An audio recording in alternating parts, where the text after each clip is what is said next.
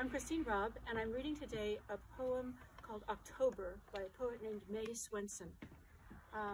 She's no longer with us. She died in the late 1980s.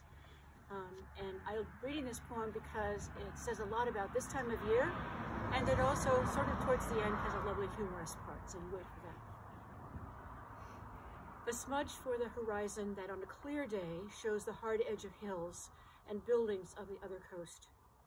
Anchored boats all head one way, north, where the wind comes from. You can see the storm inflating out of the west. A dark hole in gray clouds twirls, widens, while white rips multiply on the water far out. Wet, tousled yellow leaves thick on the slate terrace. The jay's hoarse cry. He's stumbling in the air, too soaked to fly. Knuckles of the rain on the roof, chuckles into the drain pipe, spatters on the leaves that litter the grass. Melancholy morning, the tide full in the bay, an overflowing bowl. At least no wind, no roughness in the sky, its gray face bedraggled by its tears. Peeling a pear, I remember my daddy's hand. His thumb, the one that got nipped by the saw, lacked a nail. Fit into the cord hollow of the slippery half his knife skinned so neatly. Dad would pare the fruit from our orchard in the fall, while Mother boiled jars, prepared for putting up. Dad used to darn our socks when we were small and cut our hair and toenails Sunday mornings in pajamas. We'd take turns in his lap. He'd help bathe us sometimes. Dad could do anything. He built our dining table, chairs, the buffet, the bay window seat, my little desk of cherry wood where I wrote my first poems. That day at the shop, splitting panel boards on the electric saw. Oh, how I can hear the screech of it now. The whirling blade that sliced my daddy's thumb. He received the mar that long after in his coffin distinguished his skilled hand. I sit with braided fingers and closed eyes in a span of late sunlight. The spokes are closing. It is fall. Warm milk of light, though from an aging breast, I do not mean to pray. The posture for thanks or supplication is the same as for weariness or relief. But I am glad for the luck of light. Surely it is godly, that it makes all things begin and appear and become actual to each other. Light that's sucked into the eye, warming the brain with wires of color. Light that hatched life out of the cold egg of earth. Dark wild honey, the lion's eye color you brought home from a country store. Tastes of the work of shaggy bees on strong weeds, their midsummer bloom.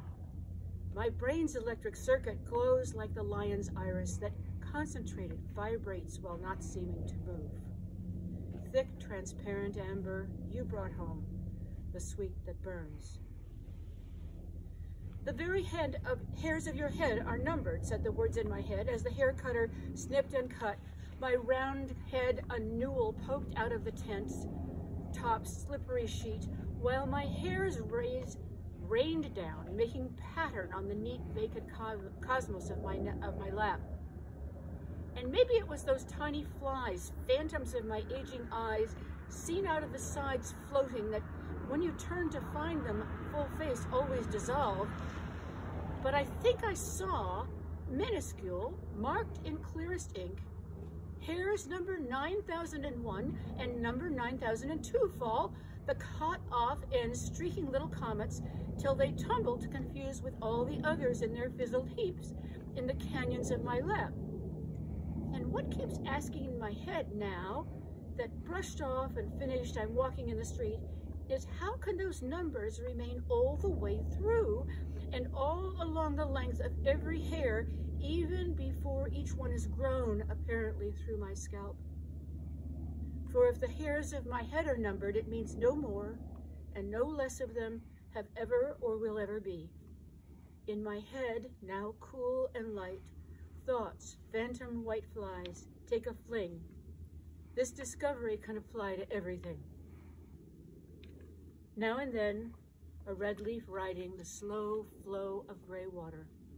From the bridge, see far into the woods, now that limbs are bare, ground thick-littered, see along the scarcely gliding stream, the blanched, diminished, ragged swamp, and woods and sun still spill into.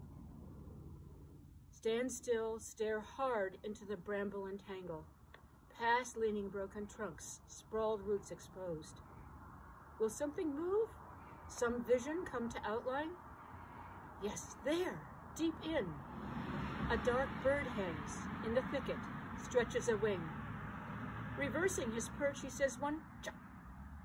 His shoulder patch that should be red looks gray.